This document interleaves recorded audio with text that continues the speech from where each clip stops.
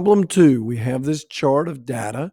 We want to figure out what it is. We want to go to Desmos, put it in, figure out the graph. Now, remember, there's several graphs. We have exponential growth. That's when something starts and it ends up growing extremely quickly. It almost shoots up to almost a vertical line.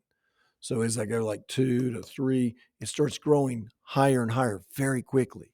We have exponential decay where it ends up shooting down very quickly. And then you have a logarithm, which sort of goes like this.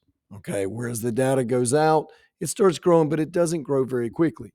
Here, when I look at this data, I can see that it's going up. So it's increasing. So I know it's not exponential decay. It's not going up very quickly. I'm guessing this is going to be a log function. That's what I'm guessing. But we're going to go plot it, okay, into Desmos and see.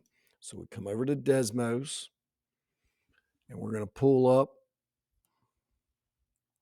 problem 2 that I have for you. Open the graph. Here it is. So how did I do this? Well, all I did is I came open Desmos, I hit the plus key, and I hit the table, and I entered the numbers that I have there. So that's how we do that. So I've entered all the data.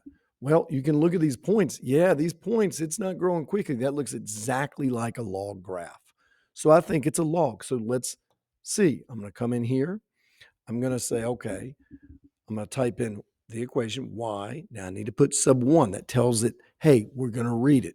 All I got to do is hit 1. I don't even have to hit sub 1. You can't do that. You're just going to hit 1. Then I'm going to hit the shift and the little squig key there. Okay. And let's go ahead and just open this up so we can see it. Now I want to type in an A. Okay.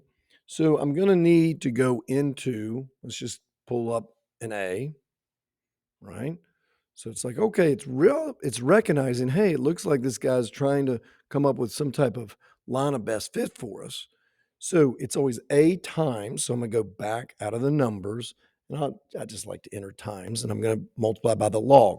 Where do I get the log? Well, I need to go into functions and I'm going to scroll down right to there. Calculus things, log.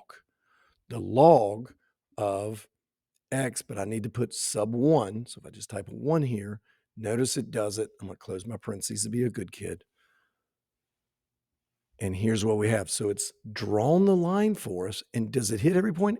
Beautiful. It's a perfect fit. The R squared value, the correlation coefficient says, hey, we're a perfect fit. So looking at what your A value in this case up front is simply, that's a 1.999994. So it's basically 2 right there. So we come back, the equation for our data right here is y equals 2 times the log of x. And if you wanted to check, you could do 2 times the log of 1 and see if you get 0, which you would. You could then do 2 times the log of 2. I bet you get that answer. 2 times the log of 3, you'll get that answer. So this is the equation that's describing our data for problem 2.